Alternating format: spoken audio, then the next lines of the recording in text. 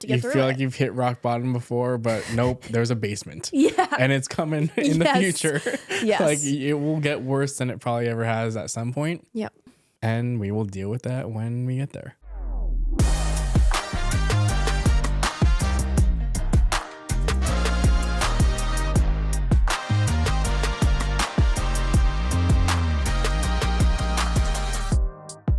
Since we have both now been in business on our own for a few years, we decided today's episode was going to be about what our original goals were when we started our businesses back in the day, a few years ago. Way back in my day. And just talk about how our goals have shifted since then, and maybe how some of them have come full circle and how things have changed from our original plan, because the cool thing about owning your own business is that you can pivot and you can change things whenever you want. If something's not working, you can change it. If you don't like something, you don't have to do it. That's the good thing. So true. So we wanted to just talk about like some of our original goals, and maybe like how things have changed since then. And I personally did a really bad job of documenting goals. Like when I started the business in 2022, right? Because this year will be 4 years. It was definitely different. I was kind of taking on pretty much everything. I would do family shoots, senior portraits. I edited together a video of someone's grandma's funeral to photos of that. Like I took everything. God. And now I have been able to refine the kinds of clients that I want to work with, and I'm very fortunate to be able to choose who I want to work with. So I don't know, where do you start? I don't know, because like when you say goals, I feel like I don't even remember what my goals were. I feel like for me, it's more just thinking back of how I wanted my business to be, or like maybe what I saw my business turning into. From day one till now, that vision has changed for me. But at the same time, it also hasn't, which I will get into as this episode progresses. But I guess for those of you who are new and haven't heard our full backstories, part of mine is I started a different production company long time ago. Long time ago. But also, for those of you who don't know, we're old. Yes, we are. Out of college for... Look, we say that jokingly, but at the same time, like I genuinely mean it, because I do feel like a lot of the creative people are like 18 or 20 like kids. I didn't really start that young. I mean, I was doing photography since like high school, but I wouldn't call myself a creative until college. Yeah, same. But anyway, right out of college, I started a production company with a partner, and that vision was supposed to just be like, we want to build a actual production company. We started by working with just like local businesses because that was all we could get at the time. But there was other larger established production companies where we were, who were kind of like the goal. It's like, okay, one day we'll do what they do. Like, you know, big type of things working with, I know people who've worked with like LL Bean. So like stuff like that. Like that was initially what I wanted to do, like big commercial shoots. I do not want that anymore. But I've weirdly taken this like zigzaggy road to circle back to, again, working with local businesses like I did from like day one. I'm just doing it in a way more refined way. Like back then I was just doing whatever I could just for money. And it was like, oh, I'll take $300 here, $700 there, whatever. Right. Any of these like. And there's nothing wrong with that, especially at the beginning. Yeah. Starting out and do what you got to do. But I, as you mentioned in this little intro, I pivoted. At one point, I left that company for one, started my own thing, and was kind of just doing the same thing, the same small business stuff. It was like 2 or 3 years in at that point. So I was pretty established enough to know what I was doing. And I was confident I could do it on my own, which I could. But I don't know. The small business type stuff didn't feel right for me at the time. I started watching a lot of these product videos, got really roped into that, did that for a while, really liked it, still technically do it, Crushed just that. not as frequently as I once did. But product stuff, that is still like its own niche that I still do. For a while there, that was all I did. And I purposely tried to niche down into one thing and really have like, let's just expand this one thing type of mindset. Now we kind of left that ship as well, pivoting yet again, which again is totally fine, back into this small business type of world. Along that road, I went back from being by myself to pulling in someone to help me again, so I'm not totally alone. And at this point, I'm not even, I think of myself honestly, which maybe for the younger creators doesn't sound like something you want to happen, but I think of myself more as like a sales person rather than like a production-y person. Like honestly, the bulk of what I do is sales. Yeah. I take calls almost every day. Yep. And I'm just sitting on sales calls trying to pitch this thing, this offer. And yeah, I feel like a salesperson, and that's essentially what I am. Do I want to fully lean into that? No, not necessarily. But there's ways to scale that I can still do both. But I do think I'm not gonna say everyone needs to do it, but the route I'm going, it needs to be done. Like in the direction I've chosen to go, and the way I've chosen to scale my business, I think does require me to have more of a salesy mentality and just take on more of that. I can scale the business more in that way, I personally believe. But again, more ways. There's more than one right way to do things. Yep. But yeah, we're kind of back in this small business realm. Basically the same pool of people I was targeting in day one. We're just doing it in a much better way, arguably. Yeah.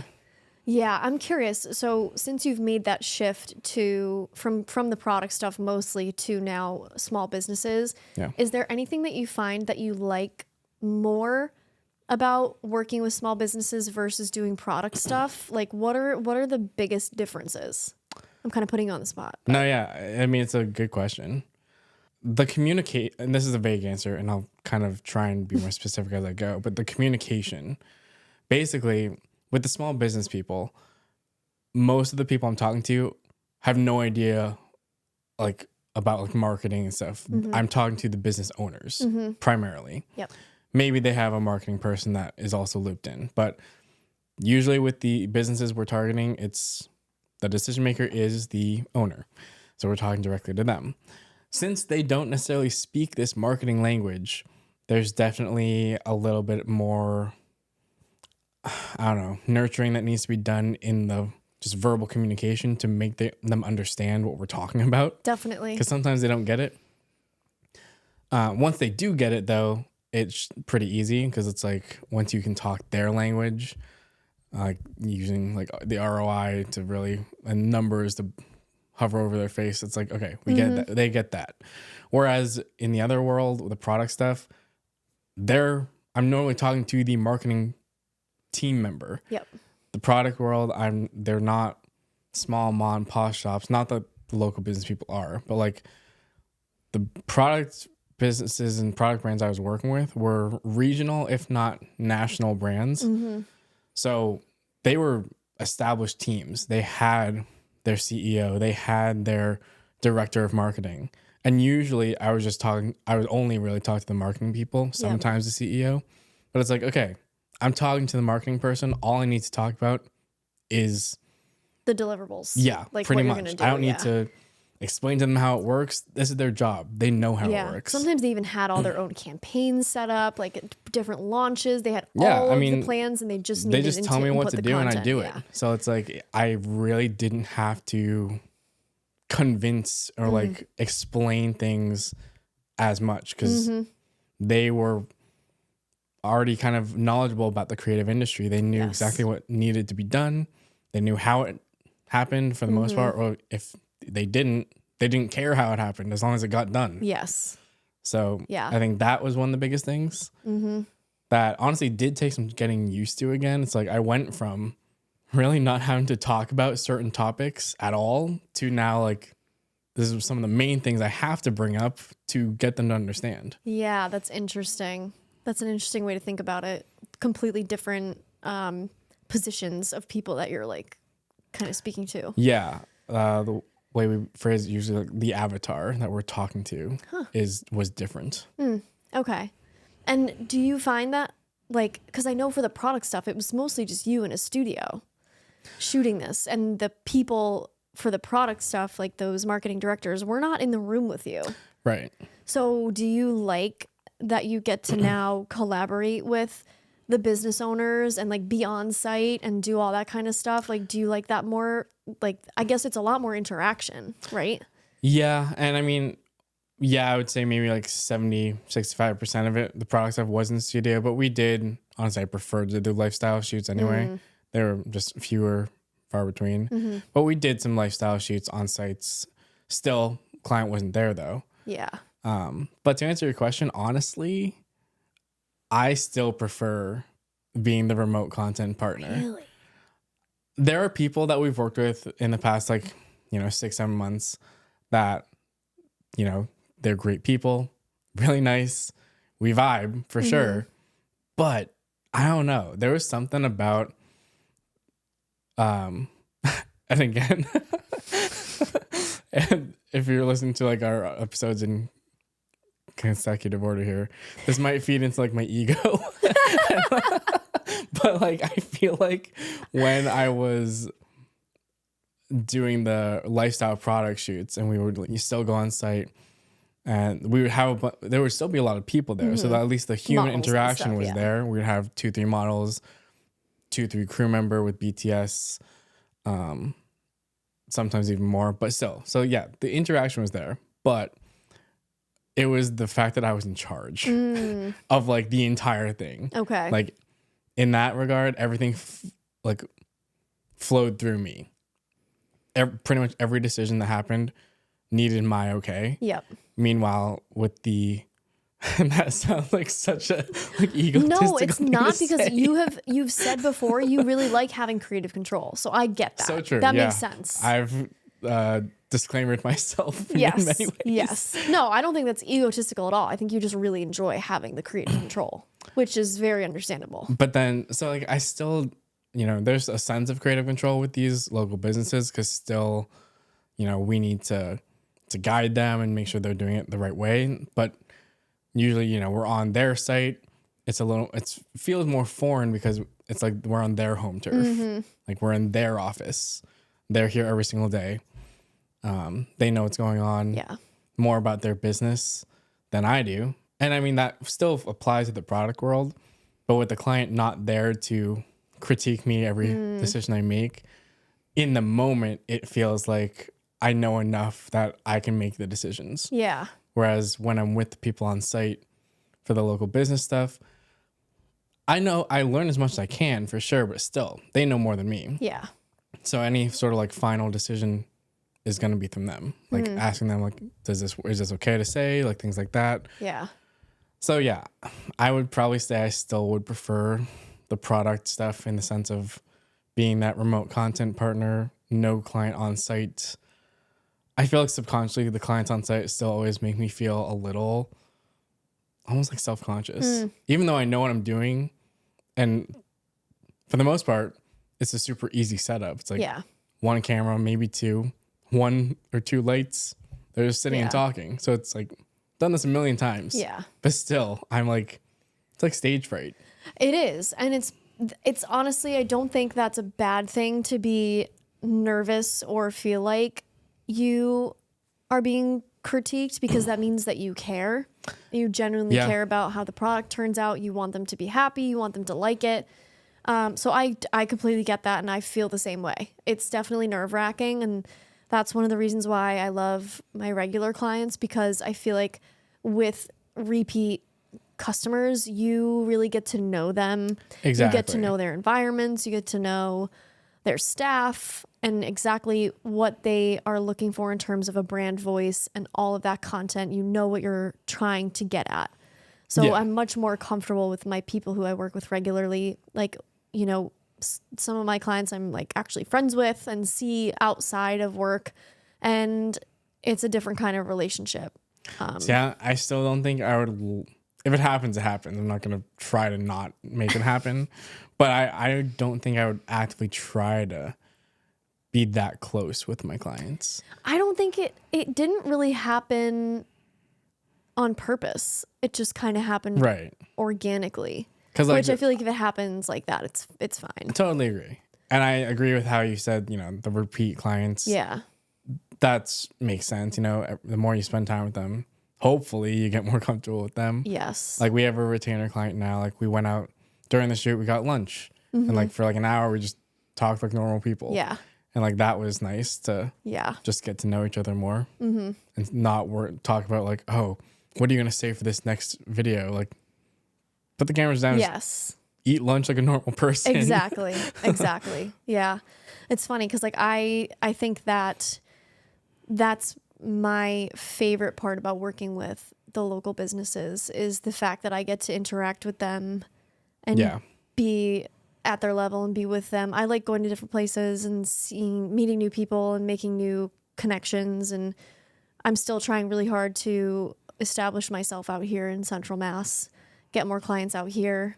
But I really like that. Like I've learned so much. One of my clients is does Botox injections, and another one of my clients is a gym, and another one is, I don't know, like there's just a whole bunch of different fields just like that I've gotten learning to about know. random stuff. Yeah, it's really cool. So I learn a lot, and I enjoy talking to people about all their different types of businesses and what they do. Yeah, like I mean, I think it's safe enough to say, like just yesterday, had a call for like well over an hour learning all about peptides. So like That is a different one. the most Let me random tell shit ya. I will learn about. But yeah. Yep. So it's interesting that, you've now come back kind of full circle to the local businesses. And I think there's something really special about working with a smaller business, even mid-size. Like, I don't even know. What is mid-size? Like over 100? This is maybe a hot take. I don't like the phrase small business. I know. I think it like when a lot of people say the phrase small business, maybe it's just me, but every time I hear it, I instantly think of like a mom and pop type of size. Agreed. But that is not who I want to work with. No offense to them. It's like my target audience is larger than that. Mid-size. I would say it's mid-size because a couple of the companies I work with specifically in trades, it's like between 100 and maybe 300 employees. So it's not a small business, but they are family owned and operated and have been for years. So like I would still consider that a small business. Right? And like the phrase small business is like it's not a good phrase because it's very, very wide. I wonder if there's like a definition of like how many employees is technically a small business. I think there technically is. And I think there's gotta be. It's like a business you would think is like a massive business is technically a small business. And that's why I don't think it matches up. Yeah. Because you could be talking, I'm not saying this is a small business, but as an extreme example here, you could be talking about like a McDonald's versus the Coop, the place we just ate at today. Yeah. So like, both of those could be considered small, but obviously not. But like, you know what I mean? Right. Yeah. No, it's kind of like a weird, I feel like it's just interpreted different ways by different people. Yeah. Because like you can a way, Alex and I tend to try and do is just look based on the revenue. That's more of a way to define it. Yeah. Like ideally, my target business should be making at least $1 million a year. Okay. And that's not small at all. I think that's a great exactly amount of money. So I'd love to make $1 million a year. I would not call that a small business. Yeah. Like, but technically, probably. Technically, it is. But like, it's not like it's a one location type of thing. Usually, they're like regional. Yeah. I like to use the word regional. Regional. Yeah. That makes sense. That makes more sense. Because like, if they are just like a one type of location, and they just service the like 5 surrounding towns, that's pretty small. But maybe if they're small, because franchise is also kind of confusing too. True. Because again, McDonald's is a franchise, but then a franchise could be like, oh, we have like 3 locations. Yes.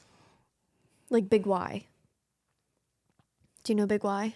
I've heard of it. It's a grocery store. Okay, yeah. Yes. Like that's a family owned business that started out small and now they have like a bunch of different locations. Okay, yeah. So, yeah. Like an example, the gym franchise of Best Fitness that Alex works with. Yes. I've worked with him on a few of them. Yep. I used to They go to Best are, Fitness. I think size-wise, it's a good example. It's like they're not a Planet Fitness. They don't have hundreds of locations across the country. They have like 20 or so locations in the Northeast. Mm-hmm. Yep. So that's like the size of business that I would like to work with. Okay. That makes sense. Like I'm not trying to work with Walmart here. I'm just trying to work with a couple of tiers below that. Yeah, it's funny. I saw on Instagram the other day, this girl did a shoot for Starbucks, and I thought that was really cool. Like that they hired kind of a local content I creator. feel like you to can do get stuff. away with that for influencer stuff though. Yeah. She wasn't an influencer. She was like a professional photographer, but she was definitely like a local photographer. And I don't know how she got the gig. I don't remember what she said in her post, but I was like, oh, that's pretty cool that they hired her. So it is possible for sure. I mean, yeah, I think like through producers too. That helps. Yeah. They have the connections to just outsource. Yeah. Because like I've been hired by producers to do stuff for like just as like I'm just a body essentially. I'm just a videographer for the day. Yeah. But technically they're working for like a Starbucks level company. Yeah, like technically Lululemon hired me to do the regional ambassador photos for a couple of years. And that's like a huge company. So it's not impossible. That was a really cool opportunity. Yeah. I forget what was the point of this again? Like the difference between working with the small businesses versus the product stuff. Yeah. God, I'm like forgetting. We're going off. I go on such a tangent that I forget what the main point was. Yeah, but that's funny you say that because in the beginning when I started my business and I was doing cold outreach, I was still living at home with my parents. So my first initial thought was I want to work with the literally small local businesses, the local restaurants, the local gyms, all of that. So one of my first clients is still a client to this day. Shout out to Fazio's in East Long Meadow. That was one of the first businesses I reached out to. And I remember I was so nervous to talk to the owner. His name's Aldo. He's the best. And, you can prepare all you want and, have a script laid out and a whole proposal and a whole plan. And, he's just like an old school guy, just wanted some professional photo and video. He had been meaning to, seek someone out. And I just happened to be the one to reach out to him and make that connection. And he was so chill and so casual. And I remember I went in there with this whole big plan of like, I'm going to have to sell this guy. And he was just like, yeah, like, let's do it. And sometimes you do have to like break down those walls and just, make that human connection. And like, all the stuff that you read and you prepare can go out the window and just like genuinely connect with people. I don't disagree at all. I completely agree. All I'm going to say is I feel like, because I almost said it earlier too, like the human connection part leans more into your branding than mine. I'm not going to say I don't connect with people. I do, but you do it on probably a deeper level than I, or you prefer to do it. It's a big part of my business model and my whole entire rebrand. Bold Heart Media was intentional. The heart part is it's who I am. I can't help it. I'm an empath to the core. I feel deeply, and I think that comes across obviously. Yeah, which is a good thing. That's what I hope. Yeah, and that's like why I rebranded. I was like, I need to. It fits your personal brand perfectly. Yeah, and like that's just how I don't know. That's how I lead for sure, and that's why I think I connect with my clients most, who are very like people focused in their organizations. Talking to a client of mine that I've worked with a couple times for photography, they want to do some more video, and a huge part of their company is the people that make it happen. It's a construction company. You would think, you can show off all their projects all you want, but they want to really dive deeper into the core values of the company and what that means to them and how that helps them differentiate between other companies. I gravitate towards that. Like that's something that is like right up my alley. So Yeah. when I was starting the business, I was reaching out to the local yoga studio, the local gym, the local restaurant, all that stuff. And originally I wanted to go after like all the gyms, all the restaurants, do all the food stuff. And I've taken a step back from that. And now I kind of want to do more higher level brand videos and different kinds of video marketing for all still different kinds of businesses, but not so much focused on the smaller like restaurant types. Yeah. Definitely still local businesses, but definitely a shift of focus from the start. I think that when I started, I was also targeting those same people. You know, like my first client was a local restaurant that my roommate at the time worked at. Nice. So like that was like an easy in. But I feel like I tried to shift away from that as soon as I possibly could. Yeah. I feel like I had like the scaling mentality from the get-go. Honestly, too soon. I tried to jump the gun. And did I maybe skip a level or two? Maybe. But I mean, I guess it helped. But I think I probably had that thought process a little too soon. I don't think I was good enough to be thinking that way, basically, is what I'm trying to say. Yep. But at least I had the thoughts. I knew where I wanted to go, and I knew what the like scaling could look like and what it could turn into. But just you shifted, you pivoted. That's all. Yeah, pretty much. Yep. I forget, like, when I left that first production company, I don't even know what, like, at what stage, the stage I left, where we were in terms of, like, who we targeted. It's hard for me to even remember. Yeah. Because I know we were working with, like, some real estate people at the time. We had a couple. Yeah, I don't even know. I guess it was probably the similar range of businesses, people I'm looking for now. Yep. I think it all comes down to just experience and just doing things in a better way, a more refined way. Yep. Better processes like for sure. The same, we're just doing the same thing, just better than our past selves. Yeah. Yep. I agree. Better processes, better ways of communicating, obviously higher quality content. One thing that has changed a lot for me is I originally thought I didn't want to have a team, not necessarily like, I don't know. I always saw this was myself kind of just, a recent thought too. Yeah, it's really recent. But I never really wanted to grow a team. And now I'm kind of seeing that, like we talked about earlier, you can't grow if you don't have a team. You can't do it alone. I think that's something from day one I've always wanted. Yeah.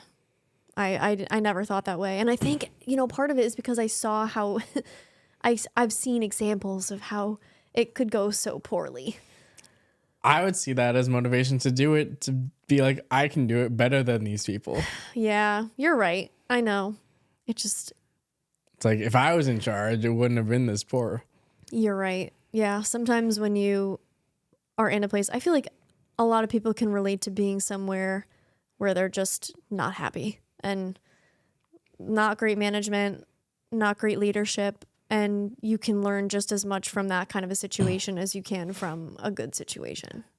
I mean, yeah. I mean, I'm not going to say it was like as an extreme of a case as you, but the first production company I was in just wasn't the fit. So I moved on.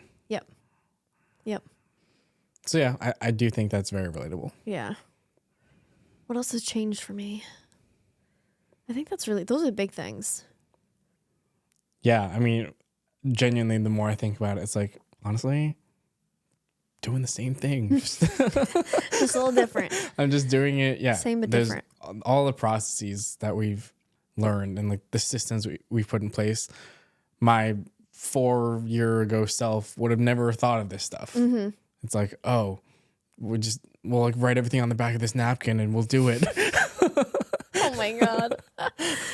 No, the other thing I feel like has changed for me since starting is my dreams are so much bigger. Like in the beginning, I think I was underconfident and I didn't necessarily think that I was capable of doing so much. And then in the first year of my business, I got to work with Lululemon and I was, starting to get clients and I started to see the possibilities of what this could be because I was nervous to start my business. I mean, it's a risk. You don't have a steady salary. It's just you. You're in charge of everything. You're responsible for everything. And it was really scary. But then you start to see how successful you can be. And, you have people who are like raving about your content and what you did for them. And it's so like heartwarming when you start to gain that confidence. And now I have the confidence to really believe in myself. And my goals this year are so much higher than they ever have been. Yeah, that's great. I have lofty goals now. And I think that just the possibilities for me I think it's endless now. For sure. Whereas in the beginning, I was like, oh, well, maybe if I could work with like a couple restaurants here and there and do this and do that. Like, no, I am going for gold here. Yeah. Olympic reference. We're going for the gold. Like the sky's the limit. No, that's great that over time that, you've gained the confidence to you just think bigger. Mm-hmm. I've always been kind of underconfident in life. Like I was always a shy kid. And I finally came out of my shell in college. See, I was always I promise you I was a shyer kid than you. Really? Yeah. But like, I feel like I've always been ambitious. So I feel like when it comes to goal setting, especially for the business, I've always had pretty ambitious goals. Yeah. I'm glad that I came out of that place. I'm glad that I'm now able to see a bigger picture. Because that was not what it was for me before. I was not it's confident. Like your big goals from back then is like what you do on like a monthly basis now. Yeah. No, it's so true. Like I never thought that I would be in the position where I'm at, in the position to rebrand and have this whole new logo and this beautiful website that I'm making and just the support that everyone has given me and like the clients that trust you. It's like, holy crap, like this is real. It's happening. It's crazy. Yeah. Very thankful. I'm always, one thing that I'm really good at is being very present and being grateful. In the past, even like last year, you're so busy, the drill, you're grinding, you're just head down, foot on the gas, like you don't want to stop. But this year so far, I've been able to be very mindful of looking, like just take a moment to look up and see where you are and like see how lucky you are to be in this position that you're at. Like I'm just really trying to be grateful and have a lot of gratitude because not everyone can do this. Like it's very true. Not everyone can be a business owner. It's a lot. It's really scary. I now have a mortgage. I now have a dog to pay for. Like my fiance relies on me for income. It's scary. Like it's really, really scary. So it's not something that you need to take lightly. You can't. You have to be very serious. It's like a no-fail mentality. You've talked about that. Yeah. You can't fail. It's not an option. It literally is not an option for me. No. I refuse to fail. Nope. And I feel like that's the mentality you have to have as a business owner. You can't be like, oh yeah, well, if this works out, it'd be great. Like that's how I was when I started. And now I'm like, I think it just goes into my stubbornness though. Yeah. It's like, I will not let myself fail. I will spend hours and hours and hours to find a way to fix whatever's happening. Mm-hmm.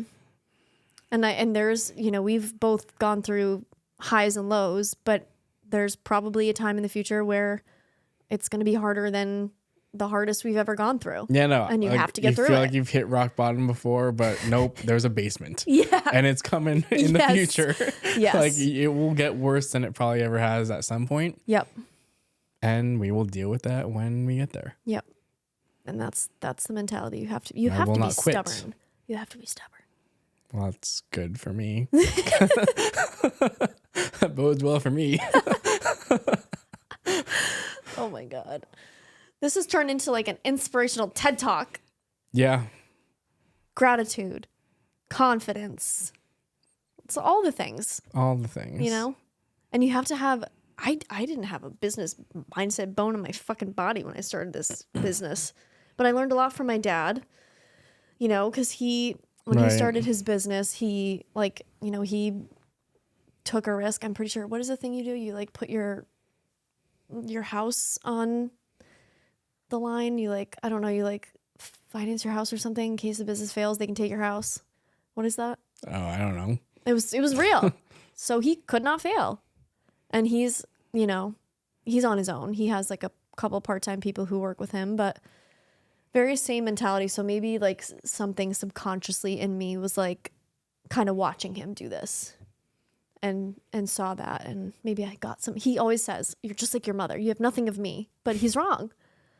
He's wrong. I have some of him in me. Yeah.